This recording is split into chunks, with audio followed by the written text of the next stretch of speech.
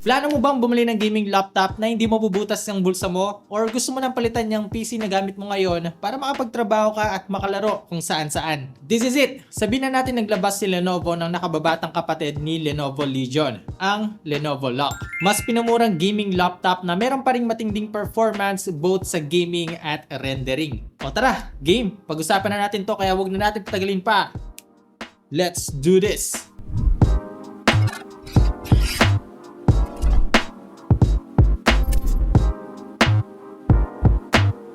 What's up guys? Ako nga pala si Poy and welcome back sa channel. So ito na nga, bago natin simulan ng review, meron tayong apat na configuration para dito sa Lenovo Lock 15 IRH8 model. Meron silang pare-parehas na 8GB na RAM, 512GB na internal storage, pero magkakaiba sila ng display, performance, and GPU.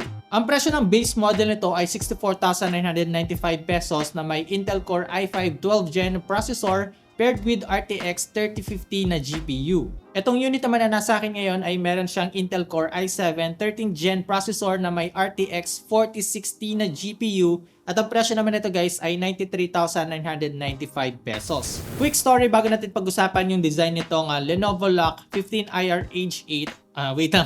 Pwedeng Lock 15 na lang muna dito sa video na ito para hindi masyadong mahaba yung pangalan, no? Okay, so ito na nga. Sa mga hindi nakakaalam guys, yung personal laptop na ginagamit ko ngayon ay yung Lenovo Legion 5i Pro 2022 model. Binili ko yun guys pampalit sa PC ko. Nag-decide akong palitan yung PC ko sa laptop dahil mas convenient siya para sa akin dahil nadadala ko siya kahit saan. Almost 1 year ko na ginagamit yun sa pag-edit at sa paglalaro pero until now wala pa rin ako nakikitang problema sa performance nito. Anyway, kaya ako naman na-share yun kasi isang factor bakit ko siya binili ay dahil sa kanyang design.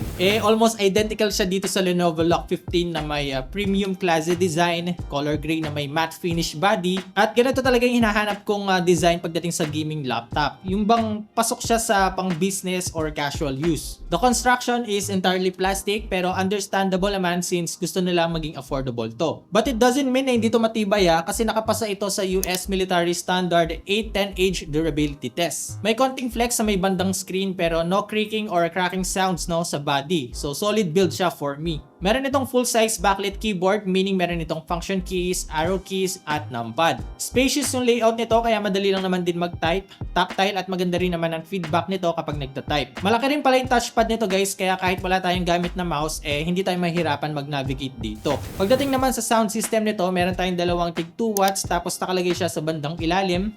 The quality is okay, pwede na pero mas prefer ko pa din na gumamit tayo ng headphones or external speaker for more immersive experience.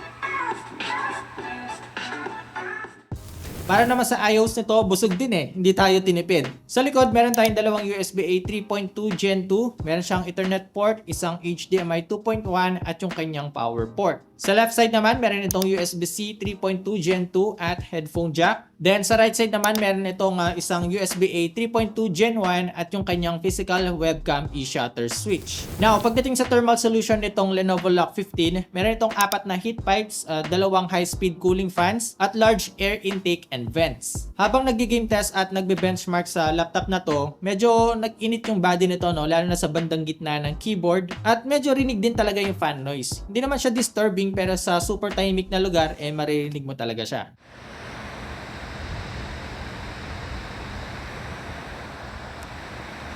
Di naman maiiwasan talaga to guys kasi halos sa mga gaming laptops nag-iinit talaga lalo na sa mga mabibigat na tasks. Pero the good thing here is alam natin na may proper thermal management dito sa Lenovo Lock 15 para maiwasan natin ma-damage yung internals nito. Bago tayo mag-proceed sa display nito, ito yung built-in camera nitong Lenovo Lock 15. So guys, 1080p na siya. So isa yung feature na hindi rin natin basta-basta nakikita dahil usually sa mga gaming laptops, nasa 720p pa rin yung kanilang camera. Okay na rin pang stream or pang live kung wala ka talagang available dyan na external na webcam. Tapos kung ano rin pala yung naririnig nyo ngayon, galing yan dito sa microphone ng Lenovo Lock 15. Okay, para naman sa display nitong Lenovo Lock 15, meron itong 15.6-inch IPS display. WQHD na siya na may 165Hz na refresh rate at supported siya ng NVIDIA G-Sync. The quality of the display is grabe lang, solid. One of the reason kung bakit worth it itong pinakamataas na configuration kasi may mas mataas siyang resolution and refresh rate. Based din sa spec sheet nito ay meron siyang 100% sRGB color space which is good for photo and video editing. Meron din itong anti-glare coating plus 350 nits brightness na above average para sa isang affordable gaming laptop. In any scenario, mapa indoor or outdoor use, the display is bright enough para makita natin yung content nito. Kaya naman overall, the viewing experience dito sa Lenovo Lock 15 is very good. Vivid ang colors, clear and smooth. So mapag-gaming man, entertainment, rendering, and productivity task, pwedeng-pwede yan dito. Okay, so ito na guys. Ano naman yung performance na kayang ibigay nitong Lenovo Lock 15 sa atin? Itong unit na nasa akin ngayon ay meron Intel Core i7 13th Gen processor na may NVIDIA GeForce RTX 4060 na GPU. Meron itong 8GB of DDR5 RAM at 512GB of Gen 4 SSD. Upgradable to guys up to 32GB na RAM tapos hanggang 2TB naman sa storage. Sa battery naman, meron itong 60Wh battery capacity with 230 watts na fast charging. Para naman sa mga naghahanap ng benchmark score dito sa Lenovo Lock 15, ito yung mga results na nakuha ko.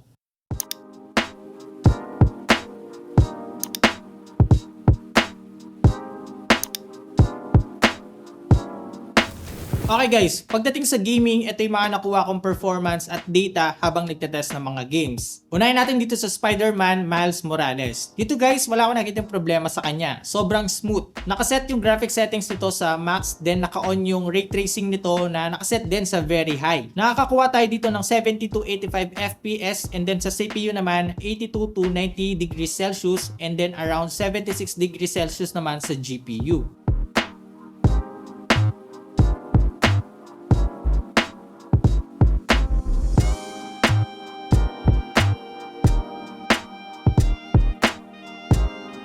Dito naman guys, same graphic settings na nakalagay sa max pero with medium settings sa ray tracing. Dito guys, nakakakuha tayo ng 87 to 97 FPS. Tapos bumaba ng 80 to 87 degrees Celsius yung kanyang CPU temp and around 70 to 74 degrees Celsius naman sa GPU. May option pa rin tayo pababain yung graphic settings dito sa medium to high para makakuha tayo ng above 100 FPS. Pero for me, okay na ako dito. Ultra settings plus medium sa ray tracing para mas realistic yung mga reflection and texture. And then overall smooth pa din siya. Now, dito naman sa Cyberpunk 2077, all goods ang naging performance nito. With graphics settings na nakaset sa max, ray tracing on, solid yung graphics na nare-render nito. Pero nasa average of 35 to 39 FPS yung nakukuha natin dito with 68 to 70 degrees Celsius sa CPU temp and around 75 to 79 sa GPU temp, which is good for me. Now, with medium settings, ray tracing off, halos same temperature yung nakukuha natin sa CPU and GPU, but with 100 plus FPS. So kung gusto natin na mas smooth yung gameplay natin, maganda yung settings na to. Pero if you want maximum graphic settings sa Cyberpunk 2077 dito sa Lenovo Lock 15, possible yan dito pero makakakuha tayo ng 35 to 40 FPS. Pero para sa akin guys, smooth at playable pa rin naman yung ganyang settings. So yeah, if you have games na mas mababa or similar modern demanding games tulad ng tinest natin ngayon, tulad na lang ng GTA 5, Red Dead Redemption 2, God of War, it will run smoothly dito sa Lenovo Lock 15. Now, may mga exclusive tool or software din tayo para dito sa Lenovo Lock 15 na madalas ko rin siyang ginagamit dun sa Lenovo Legion 5i Pro ko.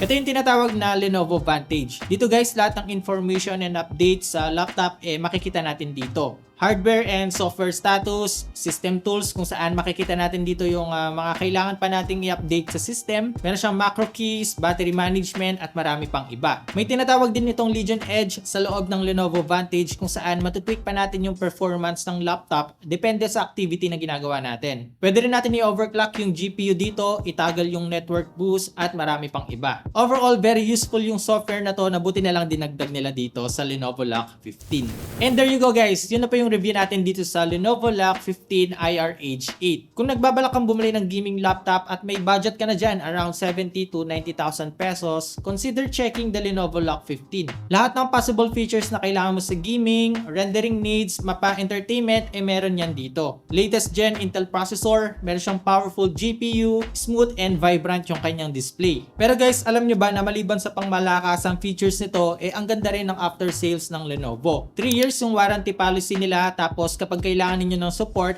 ang dali lang ma-reach out yung mga technicians ng Lenovo. Meron silang 24/7 chat support sa phone, sa email, pati sa WhatsApp. At ang maganda pa dito, kung may available na technician malapit sa atin, pwede natin silang papuntahin sa bahay mismo for quick check-up sa unit natin. Para sa akin, napakagandang offer nito sa side ng Lenovo kasi mas tatagal yung laptop na binili natin sa kanila eh. Hindi rin kasi biro yung perang pinagkunan natin para mabili yung unit na yon. Kaya panalo yung Lenovo pagdating dito. And that's it guys for today's video. Sana nag-enjoy kayo sa panonood at nakatulong itong video na ito. Now, kung interesado kayong i-check itong Lenovo Legion 15 or meron akong information na nakalimutan or hindi nabanggit sa video na ito, or kung gusto mo na siyang bilhin after mo mapanood itong video na ito, meron akong links na nilagay dyan sa description box. Check mo na lang. So guys, paano ba yan? Hanggang dito muna sa ngayon. Ako nga pala si Poy. Unboxing anything just for you.